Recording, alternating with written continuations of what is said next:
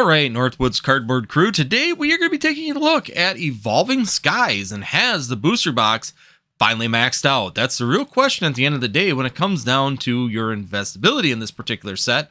And today we will cover that right after this.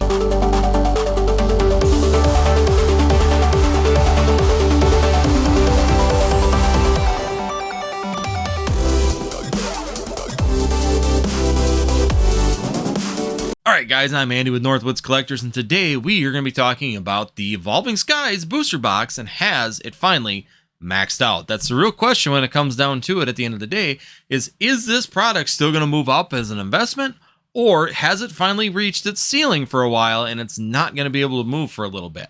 And today we'll take a look at how it's performed and where it's going. But before we do that, be sure you hit that subscribe, hit that notify if you have not yet done so, and also hit that like button, guys. We can get some likes on this video. It's greatly appreciated. Don't just do it on my channel. Be sure you hit everybody's like that you actually enjoy their content, so that we know that we're on the right track and can help you out in your investment and Pokemon journey. So without further ado, let's go ahead and cut down to the other screen, and we will take a look at how Evolving Skies has been performing on TCG Player over the last few months.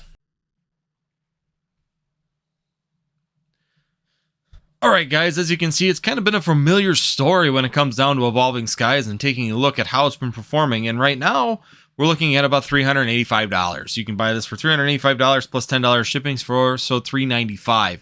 But there is kind of a catch to this whole little story, and you got to take a look down below. And if you come down here to the actual sales right now, a lot of these are selling, like this one is actually an EV Heroes. So you got to look, there's a lot of interesting things happening on Evolving Skies. The booster boxes, if you actually look, have not been selling all that much, while the actual loose packs have been actually selling. So if you actually go through and look through some of these, and what you're actually getting, the actual more expensive ones here are actually going, that are booster boxes, are over $400. We know that, right? And that's what I kind of went back here. So I am exactly 3 pages back in order to get my first real booster box pricing of these particular items. But what's happening is that this price up here that you're seeing for that $385 has actually been being driven by, and if I go up into the sales history here, I'll pull this up for you guys so you can take a look. If you take a look, a lot of these are actually 36 Evolving Skies loose booster packs, booster box equivalents. So we're seeing a lot of those sales, and as you can see, people are actually going to that. And I'm guessing that they're opening ETBs, they're opening up products, and they're getting the Evolving Skies and making equivalent booster packs, which is why we're actually kind of seeing the ceiling of this particular product. I think that a lot of the booster boxes that are listed right now at around that $400 range, which is where by trajectory we should have been getting to at this point, over $400, are just not selling all that much. We're actually seeing a lot of these sales around $285, $270, we got $320, and all of these with this image here seem to be equivalently 36 packs. So the one booster box that did sell was $395, but then we're going back down $300, another one $399. We just can't seem to cross that $400 mark on these particular items. There's one of them right here. They sold 2 of them at $405. But overall, that is the only sales that we have in the history here, at least in May or in April, that has crossed that $400 mark, which to me is pretty indicative that we're getting to a point where it is maxing out on its price. Overall, we would have to see a dramatic change in that PSA 10 Umbreon. Maybe another one of these cards start to push that threshold to where it brings more interest back into it. Overall, if we go in the actual looking at the product itself, it's going to be a little bit difficult to push it a little bit further. We're going to need to see some major changes, and this is what I was talking about when it comes down to the current listings of this particular item. We're seeing a lot of these 36 pack Evolving Skies. So if you look down, there's just 36 loose packs or booster packs to make a booster box equivalent. If I pick on it here, they're coming in a nice little tins, so they're sending them in tins. You click on this one, here's just your stacks of packs. Same thing, just kind of laid out. So people are doing different techniques right now to be selling these brilliant or Evolving Skies booster packs a little bit higher by making booster box equivalents, but we're not quite pushing the high pricing like we are, which is of course drawing that overall price down to around that $385, $395. But it's just a kind of indicative that the first 2 pages are literally just these people trying to sell these loose packs. So you're not really seeing actual booster boxes in those first few sales. Here's your first booster box right there, which is of course at $395, which is what you're seeing up above. So Overall, I think that Evolving Skies might have finally met its match. And that is going to be something that will really affect the overall performance of Evolving Skies moving forward. What's going to be the draw? What's going to be the next thing that tries to push this over? I don't think people are afraid of reprints at this point. I think the reprint train is pretty much leaving the station at this point. And if we aren't getting a, announcement for one at this point in time, the set is getting pretty close to that 2-year-old range, which, yes, we have seen reprints up until 4 months prior to it going out. But the bigger question is why would Pokemon go back and reprint this again at this point in time? There's no real playability value to it. A couple of the trainers have some playability to them.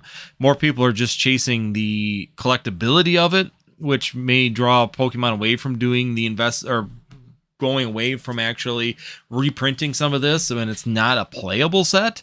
And they're trying to promote Scarlet and Violet. They're trying to promote some of these newer Pokemon sets that they still haven't gotten reprints from. And I know some people have brought up, even in my last video, that Pokemon Center has product. Why would they do reprints of these particular items? Because there's still Brilliant Stars, there's Astral Radiance, there's Silver Tempest, there's Lost Origin. All of those are actually still available on Pokemon Center, but yet they're doing reprints of Brilliant Stars and Astral Radiance CTBs. And the real question is that why wouldn't they do that? It comes down to your LGS, your distributors, your availability of this product. Just because Pokemon Center has it doesn't mean that they're not going to be doing reprints of this for their overall sales and their performance for their LGSs and other sales points that they're actually using. So, yeah, they do have these products on that site, but on the other hand, they're not going to consider that when it comes down to the reprint because they are selling them at that $144 range, while at their distributor pricing, they're not going to be selling them that high. Some distributors now, some LGSs are going to raise that price pretty close just because, as we saw with Eli from Pokemart USA, that he just said on his last video when he talked about Brilliant Stars, they're selling them to him for $129.99 on the reprint.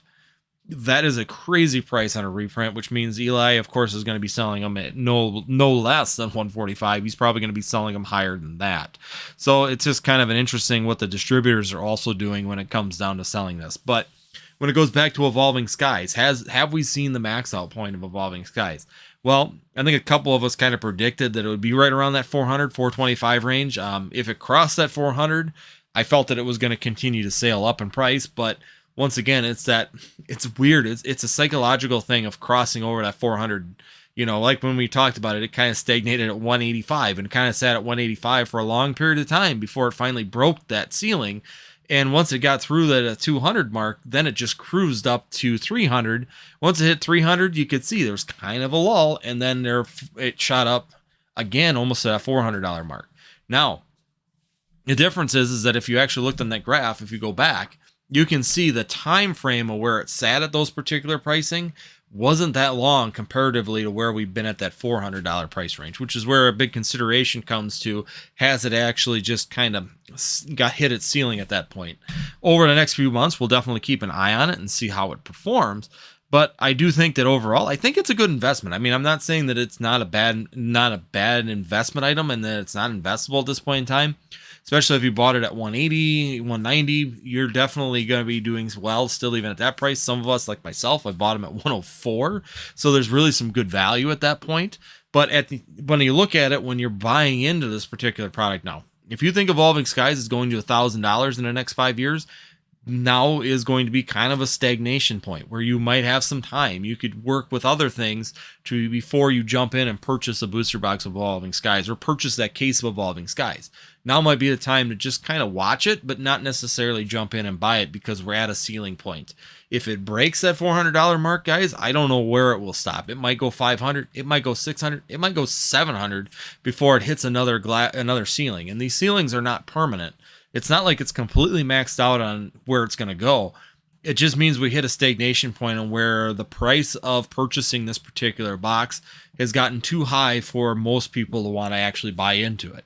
Nobody wants to purchase this to open it at this point. I bet you, I'd be willing to bet that most people are not going to be buying this box over $400 to open it to try and potentially get a $400 to $600 Umbreon card in there. When it was at $180 and there was a $600 Umbreon, there's a gambling point on where you can sit there and say, I have a chance at this point. Plus you had the Glaceon, you know, you had the Leafeon, you had the Rayquaza VMAX, you had these particular cards also that you could hit along the way to try and mitigate that cost. While when we hit $400, it's really getting more difficult to mitigate that cost to open that booster box, to shoot for that Umbreon, to shoot for that Rayquaza VMAX, to shoot for that Leafeon and Glaceon. So once again, it's going to be one of those points where we've reached a point where the cards that you're chasing are not necessarily worth the value of opening a booster box at $400, which is why we see that stagnation point. That's why we saw that in the UPC for Celebrations. It gets to a point where unless something causes it to break free and give it the value to open it, people just don't open it, and then it doesn't sell any longer. It finds a flat spot, it finds a ceiling, and it just sits until someone makes a hole in the ceiling. So let's say them gold cards get graded by PSA again. That could be a point where it breaks that ceiling and we could see that price go up. Let's just say that the raw cards, or maybe one of these Leafeons or Glaceons, will outperform the Moonbreon, just as a stupid thought, but that could cause that ceiling to break and this box to move forward again. Those are the things you need to look at when you're looking at the collectability and the collectible aspect of this particular item. Who's going to be buying this? Why would they buy at $400? And is there value at $400 for them to break open this booster box in hopes of getting one of these chase cards? And to me, we've reached a point where very difficult, plus with us sitting right on that cusp of a $400 number, that rollover is going to get really difficult to push through unless something really gives it a value to do so. So once again, something to keep in mind if you are watching Evolving Skies, if you've been considering it, if you've been considering selling it and you want to wait and see how high it'll go, this might be the point on where we will see its height. This is where we might have found a place where it'll sit for a long period of time and not necessarily break through and go to that next level. So if you are considering selling, this might be one of the points on where you may want to sell out some of your stock before we might see a retraction of this particular item. If the card values, the chase cards, start to drop in value, you may see Evolving Skies kind of drop a little bit because the pricing of it just doesn't make sense as Hype and FOMO kind of moves away from this particular set. So overall, guys, hopefully this is some good information when you're considering your Pokemon investing. And if you did make it this far into the video, of course, guys, hit that subscribe, hit that notify to be sure that you're up to date with what we're talking about here on the channel. And last but not least, hit that like button, guys. It's greatly appreciated, not just by my channel, but all channels you visit. Be sure you hit that like button before you leave a video. And if you do like this kind of content, I'll put up these two videos next to me. And we will see you next time here on Northwoods TCG.